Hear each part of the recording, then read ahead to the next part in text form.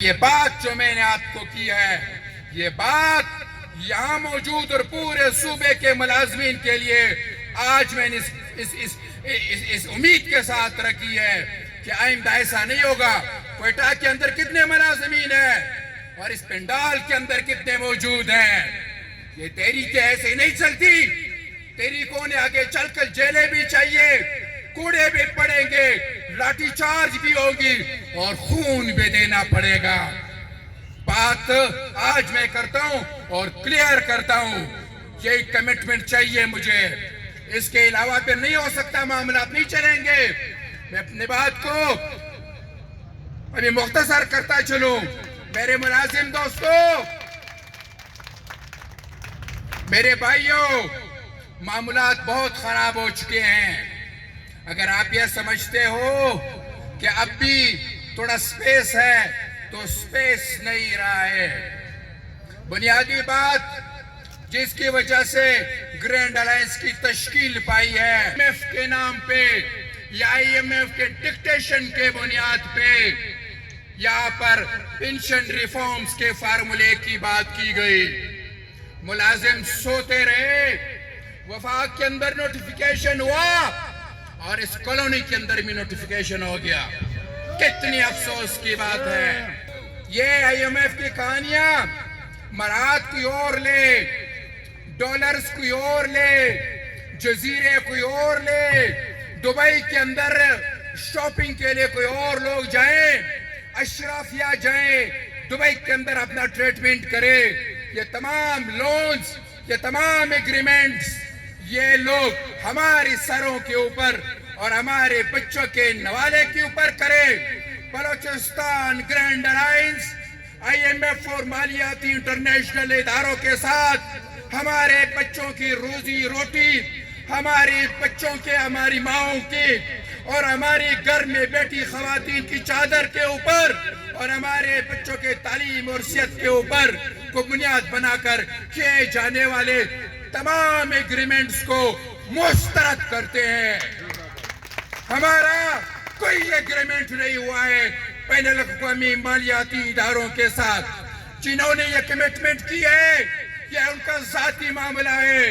ان کے گھر بھی آپ کو معلوم ہے، ان کے دفاتر بھی آپ کو معلوم ہے۔ پاکستان کا عوام، پاکستان کے ملازمین کا اور آپ کا کوئی کنٹریکٹ نہیں ہے۔ کسی کو اچھا لگے یا برا لگے، یہ اعلان ہے آج اس ذمہ دار سٹیٹ سے۔ افسوس کی بات ہے، اب ایک سروے ہوا ہے کہ پچھلے 6 ماہ کے اندر تنخواہ دار طبقے سے 243 ارب روپے ٹیکس وصول کیا گیا ہے۔ یہ کیسا آئی ایم ایف ہے؟ یہاں پر تو سرمایہ دار بھی ہے، یہاں پر تو کارخانہ دار بھی ہے، یہاں پر تو بزنس مین بھی ہے، ان کا شیئر نہ ہونے کے برابر۔ لیکن اس ظالم نظام کے اندر بیٹھے اس مقتدر قوتیں جو یہ آئی ایم ایف کی ڈکٹیشن کی بات کرتے ہیں، انہوں نے ملازمین طبقے سے 6 ماہ کے اندر 243 ارب روپے ٹیکس کلیکٹ کیا ہے۔ دوسری طرف آپ دیکھیں، یہ پارلیمان کے اندر یہ نام نہاد نمائندے، یہ جب ان کی مراحت کی بات آتی ہے تو پھر کوئی ازم نہیں رہتا، پھر کوئی پارٹی نہیں رہتی، پھر کوئی رائٹ اور لیفٹ نہیں رہتا، پھر سارے لوگ متفق اور یکسو ہو جاتے ہیں۔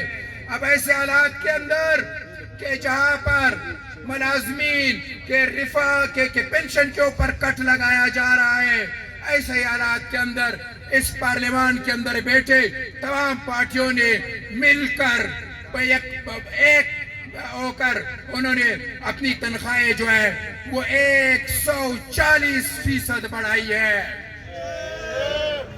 یہ صورتحال ہے۔ کیا یہ صورتحال آئی ایم ایف کو دکھائی نہیں دیتا؟ آئی ایم ایف کو ہمارے یہاں بیٹھے صفائی کرنے والے، ہمارے اس میٹروپولیٹن کے ملازمین، ان کے بچے دکھائی دیتے ہیں؟ ان سرمایہ داروں کا کہ یہ عیاشی ان کو دکھائی نہیں دیتی؟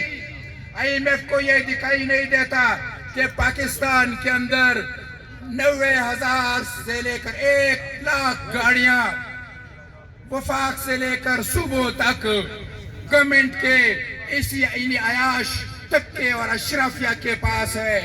1,00,000 گاڑیاں گورنمنٹ کی چلتی ہیں اور ان 1,00,000 گاڑیوں کے اندر 220 ارب روپے کا فیول جلتا ہے. یہ آئی ایم ایف کو دکھائی نہیں دیتا. آئی ایم ایف کو یہ دکھائی نہیں دیتا کہ 550 ارب روپے کہ یہ جو زوراور لوگ ہیں, یہ جو مقتدر قوتیں ہیں, یہ جو 75-78 سال سے یا اشرافیہ بنے بیٹے ہیں, وہ 550 ارب روپے کا مفت بجلی استعمال کرتا ہے. یہ عیاشیاں اس آئی ایم ایف کو دکھائی نہیں دیتی. اس آئی ایم ایف کو یہاں اس میٹروپولیٹن کے ایک ملازم کی تنخواہ دکھائی دیتی ہے. ان کے بچوں کا اچھا مستقبل اس کے اوپر وار کرنا اس آئی ایم ایف کو اور اس آئی ایم ایف کے پیرول کے اوپر موجود اس حکمرانوں کو دکھائی دیتا ہے. اس آئی ایم ایف کو یا اس پاکستان کے اندر یہ وی آئی پی کلچر دکھائی نہیں دیتا کہ 17 اسکیل کا ایک اسسٹنٹ کمشنر, 16 اسکیل کا ایک تحصیلدار, اس کے پاس بلٹ پروف بم پروف گاڑیاں نیلی اور سرخ بتیوں کے ساتھ آگے اور پیچھے لیویز کے قافلے, یہ ان کو دکھائی نہیں دیتے. ان کو ایک پروفیسر, ایک استاد, ایک ہیلتھ ورکر اور اس کی پینشن دکھائی دیتی ہے. لعنت بھیجتے اس نظام پہ, لعنت بھیجتے اس انصاف کے اس نظام پہ. ہم باغی ہیں اس نظام سے. آپ کو یہ ساری چیزیں دکھائی نہیں دیتی تو ہم بھی یہ اعلان کرتے ہیں. بلوچستان گرینڈ الائنس یہ دوسرا اعلان کرتا ہے, اگر یہ تعلق ہے تو ہم لا تعلق ہیں آپ سے. آپ باغی کہیں, آپ جو بھی کہیں, ہم اس چیز کا آج یہ اعلان کرتے ہیں. اب بات آتے ہیں پرائیویٹائزیشن کے اوپر. آپ کا جو یہ صوبائی حکومت ہے, یہ جو نامنہاد صوبائی حکومت ہے, جس میں 300 ووٹ لینے والا بندہ فلاں منسٹر ہے, 500 ووٹ لینے والا فلاں منسٹر ہے. اور بھائی یہ بات کلیئر ہے, اس صوبے کا وزیر اعلیٰ یہاں اس بلوچستان گرینڈ الائنس کا آرگنائزر ہے. میرے ساتھ 3 لاکھ ملازمین کا مینڈیٹ ہے. وزیر اعلیٰ صاحب, آپ کے پاس 600 لوگوں کا ڈیرہ بگٹی میں آپ کے پاس مینڈیٹ ہے. میں 3 لاکھ ملازمین کا آرگنائزر ہوں. اس صوبے کا جینوئن لیڈرشپ اگر ہے تو وہ یہاں آپ کے سامنے بیٹھی ہے, یا اس پنڈال کے اندر آپ کے سامنے موجود ہے. نجکاری کی بات ہوتی ہے, یہاں پر نیریٹو بنایا جاتا ہے, مالیاتی اداروں کی ڈکٹیشن پہ بنے یا چھپی پوشیدہ قوتوں کے ایجنڈے پہ بنے. بات یہ ہوتی ہے کہ ہیلتھ ایجوکیشن کیوں خراب ہے, استاد اور پروفیسر ڈیوٹی نہیں کرتا. یہ مکاریت ہے, یہ فراڈ ہے, یہ ایجنڈے ہے, یہ سازشیں ہے. ہیلتھ کیوں فیل ہے؟ ہیلتھ اس لیے فیل ہے کہ وہاں کا ملازم ڈیوٹی نہیں کرتا.